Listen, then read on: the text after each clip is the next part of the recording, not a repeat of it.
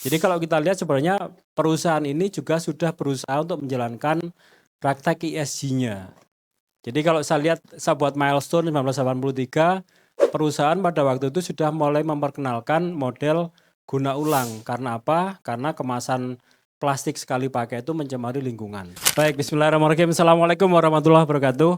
Selamat sore, salam sejahtera untuk kita semua. Ini udah dimulai 10 menit. Nah, teman-teman, tadi saya menyimak di 10 menit tadi penjelasan Mbak Dian terkait dengan ESG dan juga greenwashing. Saya memang sampaikan sedikit juga terkait dengan greenwashing, tapi saya nggak akan masuk di situ karena tadi sudah dijelaskan.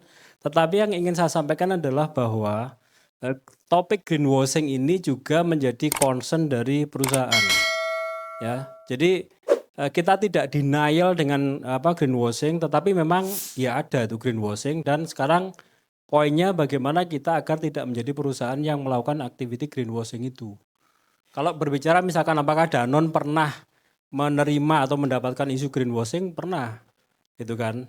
Nah, ini makanya peran kita itu sangat penting juga untuk bisa pada akhirnya bisa memberikan clarity, konfirmasi, klarifikasi bahwa greenwashing yang dituduhkan oleh siapapun di publik tidak benar misalnya. Jadi itu yang menjadi tugas kita. Saya nggak masuk di sini, termasuk juga greenwashing itu apa dan harusnya seperti apa. Saya nggak masuk di sini, tapi nanti kita bisa berdiskusi terkait dengan topik ini. Saya akan masuk lebih ke apa yang sudah dilakukan Danone. Kita perusahaan cukup lama, berdiri tahun 1954 kalau di Indonesia ya, itu waktu itu lewat Sariwisada, 1973 lewat Aqua. Tetapi saya ambil contoh yang Aqua aja dulu deh, karena kebetulan saya bekerja di Danone cukup lama, tahu up and down-nya perusahaan, transformasinya mulai dari CSR sampai dengan bagaimana kita integrasikan sustainability itu menjadi bisnis praktis.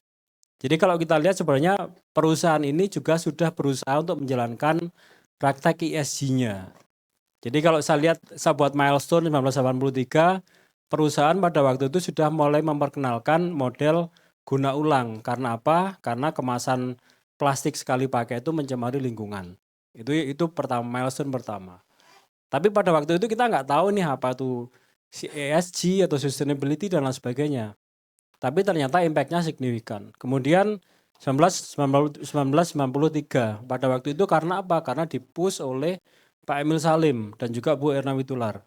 Kolek plastik-plastiknya Aqua. Itu yang akhirnya dilakukan 1993 program Aqua Peduli. Kemudian 2013 akhirnya apa yang kita lakukan? Kita mulai memakai kemasan recycle. Jadi botolnya Aqua itu sebenarnya terbuat dari bahan daur ulang. Itu pertama kali di Indonesia. Kemudian tahun 2023, 10 tahun lagi ya kita scale up. Kita menjadi perusahaan yang mencoba membuat framework sustainability itu menjadi lebih terstruktur. Ada KPI yang jelas, fokusnya di mana, integrasi ke bisnis seperti apa, itu kita lakukan. Jadi role saya di Danone, itu saya bukan lagi sekedar cost center yang kamu tak kasih budget sekian untuk menjalankan CSR, nggak seperti itu. Tetapi saya di perusahaan, ini bulan Juli ya, Juli ini kita udah mulai ngomongin budget. Maka saya sudah terlibat di penyusunan budget tahun depan, tetapi kita melihatnya holistik sebagai bagian dari bisnis. Jadi nggak semata-mata dikasih budget CSR sekian, enggak. Tapi kita melihat target kita tahun depan apa, growth-nya berapa, profitability-nya berapa. Nanti kita lihat target kita terkait sustainability itu apa. Emission reduction, kemudian kita harus memastikan water conservation, kemudian reduce pemakaian energi, pemakaian plastik dan sebagainya. Itu sudah diintegrasikan. Sehingga ketemu total cost-nya berapa, nah itu diintegrate menjadi overall company budget. Jadi kita tidak sekedar berbicara sekian persen dari profit. Itu nggak seperti itu. Up and down-nya akan ngikut semua itu pada akhirnya. Dan termasuk juga decision making kalau misalkan kondisi perusahaan itu lagi nggak baik-baik aja. Ya itu mulai itu ada konflik gitu kan. Kita mau invest di ESG atau kita fokus untuk yang komersial. Nah karena kita sudah mengintegrasikan, maka itu nggak bisa dipisahkan. Dua topik itu terintegrasi menjadi satu. Nah kemudian berikutnya ini tadi saya sampaikan framework sustainability kita. Kita fokus di 3 hal. Pertama terkait dengan health, karena memang produk kita itu selalu terkait dengan kesehatan. Kemudian kita percaya bahwa produk yang sehat tidak mungkin dihasilkan oleh alam yang rusak, sehingga memang kita fokus juga ke topik nature. Kemudian semua itu tidak bisa kita lakukan tanpa melibatkan karyawan kita maupun komunitas. Sebenarnya sesederhana itu framework sustainability kita. Nah di sini ini yang sangat penting. Kita memang perusahaan di Indonesia perusahaan private ya, bukan public. Tetapi kita secara voluntary mengeluarkan apa yang kita sebut dengan sustainability report. Karena ini sangat penting untuk mendisclose apa yang kita lakukan. Jadi kita sebisa mungkin transparan, ini yang Danone lakukan, ini yang sudah kita capai, ini yang belum, ini yang perlu diperbaiki ke depan. Nah, penyusunan sustainability report ini kita lakukan secara terukur dan juga tentunya mengikuti kaidah kalau di saat ini kita pakai GRI ya. Kita ikuti GRI in accordance to GRI principle. Jadi kita mulai dengan apa? Salah satunya dengan materiality assessment. Kita melakukan FGD dengan semua stakeholder untuk mengetahui apa sih yang menjadi materiality dari Danone. Apakah topik lingkungan, kesehatan dan lain sebagainya. Sehingga itu nanti dipakai sebagai reference juga pada waktu kita mendefine bisnis strategi. Nah, saya nggak akan masuk di detail di sini, tapi memang sekali lagi fokus kita di 3 hal terkait dengan kesehatan, isu stunting, isu anemia, topik lingkungan, kita berbicara terkait dengan sampah plastik, terkait dengan air, terkait dengan food waste, regenerative agriculture, traceability dari produk yang terkait dengan agriculture, kemudian people dan communities. Ini sekilas saja teman-teman apa yang kita lakukan. Ini memang sekilas hanya sekedar seperti program, tetapi memang kita berusaha melakukan itu secara komprehensif. Jadi contohnya topik stunting. Stunting itu sebenarnya kan circle ya. Jadi makanya teman-teman atau publik seringkali misleading kalau berbicara MBG kan.